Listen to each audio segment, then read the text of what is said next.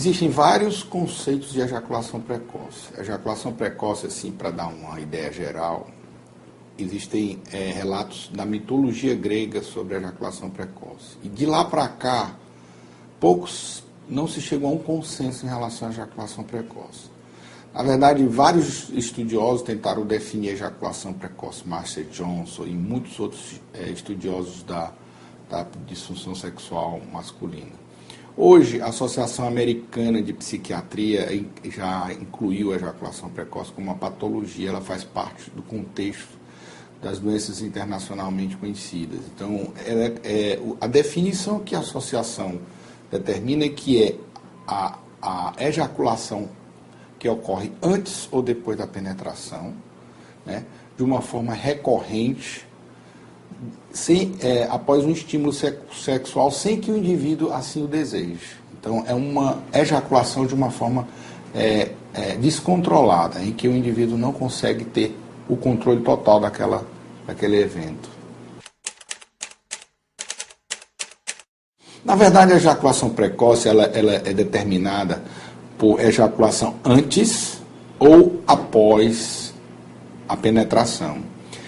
Os autores, vários estudiosos, inclusive Marcia Johnson determinava que a ejaculação precoce era aquela ejaculação cujo resultado não deixava que a parceira tivesse o orgasmo, em 50% das ocasiões, o que é uma coisa que depois determinou ser com dois erros muito graves. Primeiro, que ele determinava que a metade das mulheres não tinham direito de ter o orgasmo. Segundo, que além do homem, a mulher também pode ter uma disfunção sexual. E aí, ele não pode determinar a ejaculação precoce baseado na parceira.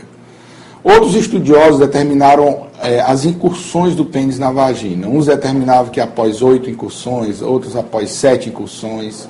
E isso nunca chegou a ser um consenso. Autores mais modernos determinaram o tempo. 5 minutos, 6 minutos, 4 minutos e até 3 minutos para determinar que o indivíduo tem ejaculação precoce. Na verdade, o indivíduo, a menos que ele tenha uma lesão neurológica, ele pode ter uma ejaculação sem ter orgasmo.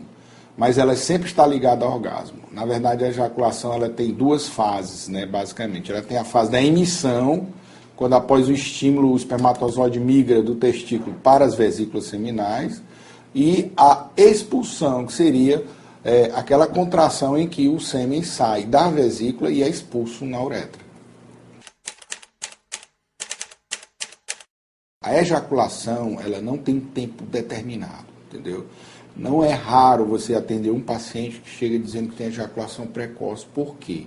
Porque no passado ele demorava 20 minutos, meia hora, e agora está demorando 10 minutos, 15 minutos. Então, há pessoas que demoram bem menos e não acham que tem ejaculação precoce. Então, isso é uma coisa muito relativa. O sexo é uma coisa muito do casal, é uma coisa muito variável e não existe um padrão. O padrão quem determina é o casal. Então, ele pode ter uma ejaculação de 10 minutos com um prazer total dos dois. E pode ter uma ejaculação de meia hora. Às vezes os homens se prendem ao tempo da ejaculação e esquecem que não é só o coito que causa a satisfação no sexo. Então é por isso que a gente hoje, existe a Associação Internacional para Medicina do Sexo, Medicina Sexual, que é a ISSM. Por quê? Porque não é só a ejaculação, existem vários fatores que são estudados hoje. Então, há autores que determinam que a ejaculação precoce seria aquela que ocorre antes de 8 minutos do coito. Outros determinam 7 minutos. Já existem autores europeus que determinam 5 e até 3 minutos. Existem autores que dizem que a ejaculação precoce é quando há uma ejaculação antes de 3 minutos do intercurso do pênis na vagina. Existe a cura, você tem que... Basicamente, a disfunção, a ejaculação precoce, ela é dividida em duas, né? A primária, que seria aquela que o indivíduo nasce e começa a ter vida sexual já com a ejaculação precoce. E aquela adquirida em que o indivíduo tinha uma ejaculação num tempo razoavelmente normal e com algum problema orgânico ou psicológico, ele passou a ter ejaculação precoce. Com certeza. Geralmente, esses casais eles devem fazer uma adequação sexual com os dois, porque o Master Johnson, por exemplo, ele determina que os fatores psicológicos são muito fortes na determinação da ejaculação precoce.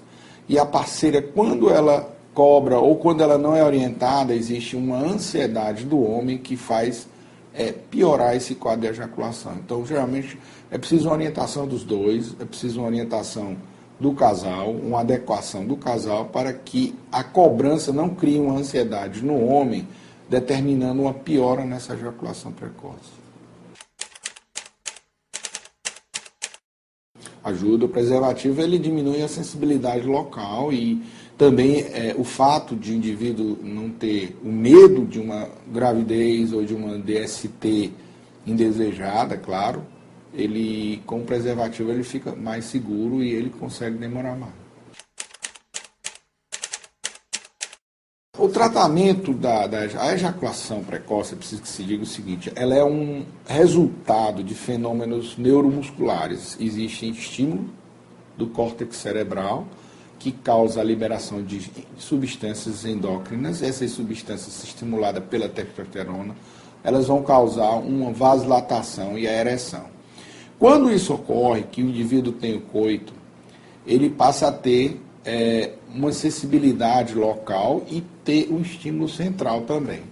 Então, isso aí é determinado não só por mecanismos vasculares, endócrinos, musculares e neurológicos, como também central. Para você corrigir essas ejaculações, é preciso que você tenha em mente a causa daquilo. Se o indivíduo tem, por exemplo, uma hipersensibilidade no pênis, realmente pode ser usado algum tipo de anestésico, um gel. Existem substâncias que são anestésicas, como a prilocarpina, pode ser usada no local para causar diminuir a sensibilidade. Isso deve ser feito com orientação médica, porque se o indivíduo permanecer com aquele gel, ele vai também adormecer a parceira, e aí o resultado não é satisfatório. Eu vou dizer os inibidores da PDE5, que são todos eles, não só o Viagra, como Cialis, Levitra, Eleva, etc. Esses inibidores da PDE5, eles vão fazer o que? Como eles vão atuar? Eles não vão causar uma ereção no ser humano, no homem. Eles vão manter uma ereção. Como eu falei, é o seguinte, o indivíduo, quando ele vai ter o ato sexual, ele tem a liberação de substância, como, por exemplo, o óxido nítrico, que vai causar, grosseiramente, de uma forma bem resumida, vai causar ereção.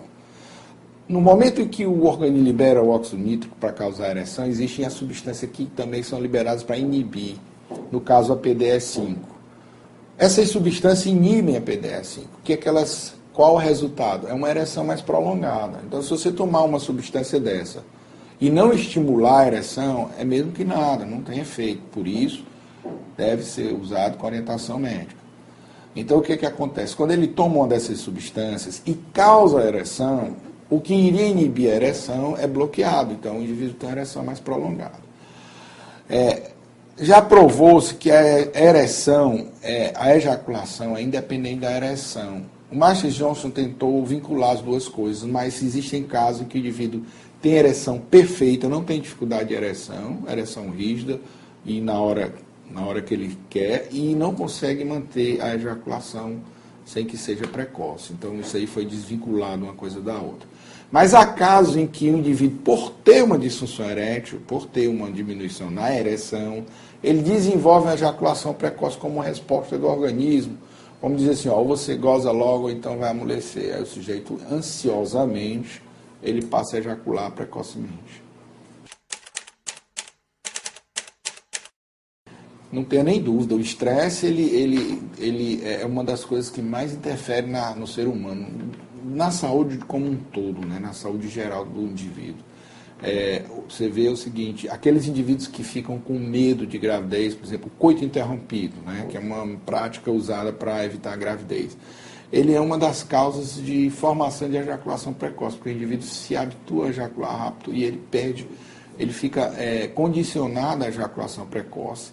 E realmente ele fica ansioso, né? A ansiedade, né, causada pelo estresse é um dos fatores importantíssimo. Ninguém tem sexo saudável, sexo prazeroso, sem tranquilidade. E a vida moderna está tirando essa tranquilidade do ser humano, né?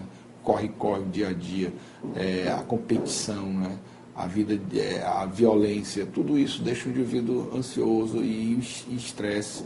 Como resultado disso, realmente é um dos fatores que prejudicam a ejaculação. Olha, uma das coisas que eu, como urologista, sempre acho é que a orientação sexual é fundamental. A pessoa que vai para o sexo, a pessoa que tem um bloqueio de orientação na fase na fase em que deveria se insinuar na vida sexual, ajudaria muito aos homens a ter um controle disso aí. Muitas pessoas, eu vejo pessoas de nível superior que vêm nos procurar, que têm uma informação totalmente distorcida sobre o que é o padrão, o que não é.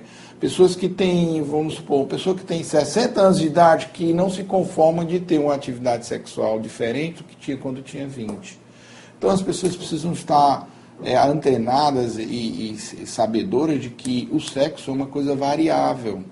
Ele não é só variável na idade do indivíduo, como é variável no dia a dia. Você pode estar disposto num dia, no outro você está cansado, você não está muito afim.